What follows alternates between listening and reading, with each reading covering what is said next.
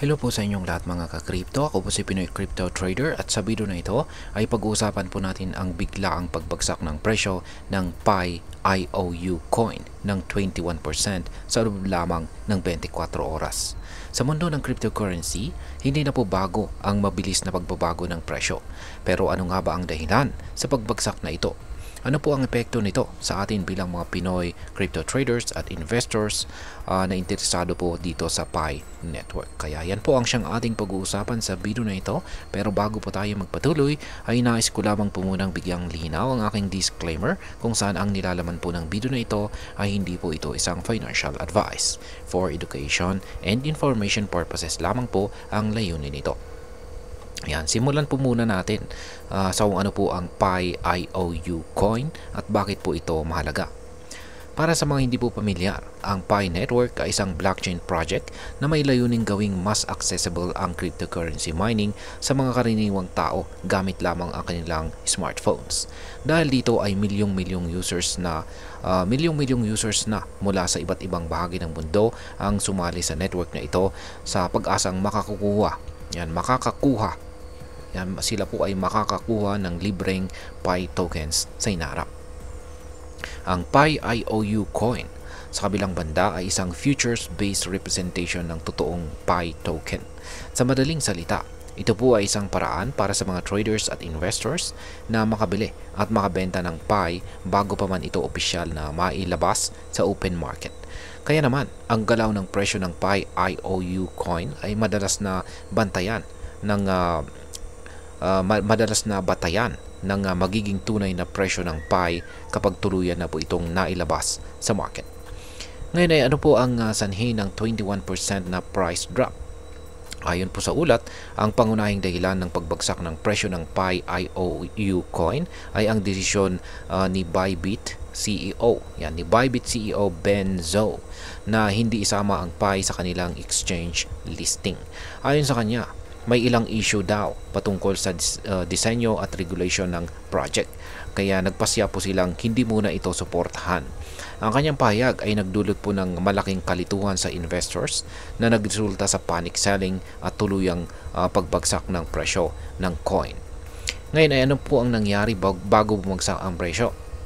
Ayan, bago pa man ito bumagsak, tumaas po ang presyo ng Pi IOU coin ng 80% matapos pong ipahayag na ang Pi Open Network ay opisyal na pong ila-launch sa pagsapit ng February 20, 2025. Kaya yan, mga ilang araw na lamang yan.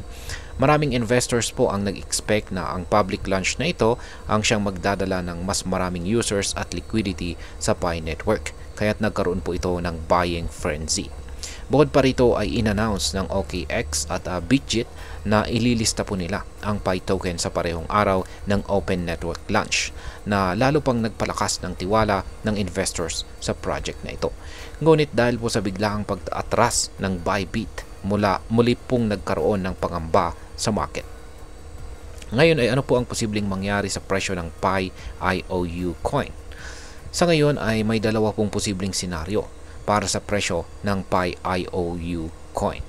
Una ay kung patuloy po na mawawala ng tiwala ang mga investors sa project at magbebentahan po sila ng kanilang holdings, maaari pong bumagsak palalo ang presyo ng Pi IOU coin.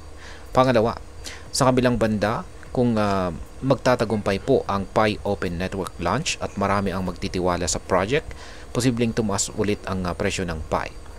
Yan, maraming traders din ang nangangamba na ang mga unang holders ng Pi ay maaring agad itong ibenta sa market na maaari pong magdulot ng price correction o panibagong pagbagsak ng halaga ng coin. At ngayon ay ano naman ang maaring maging epekto nito para sa atin bilang mga Pinoy crypto traders at investors na interesado rito kay Pi coin.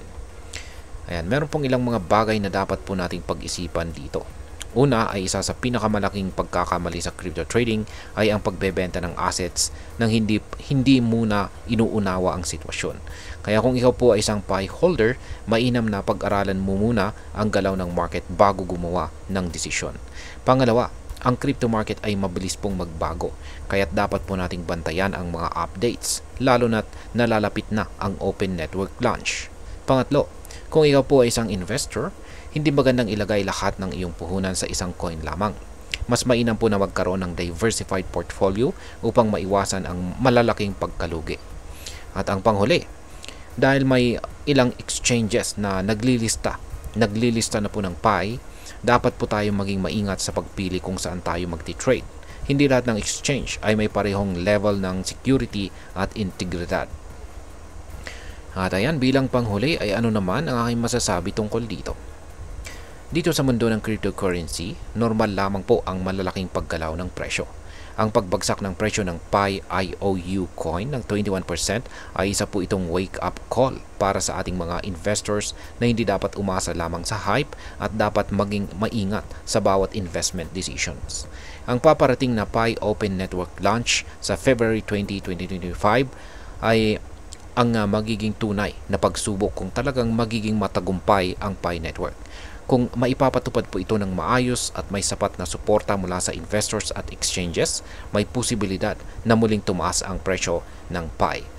Kaya para sa ating mga ka-crypto, mga ka-crypto po natin, huwag po tayong padadala agad sa takot o hype. Mag-research po tayo, magplano at laging mag-invest ng may tamang kaalaman.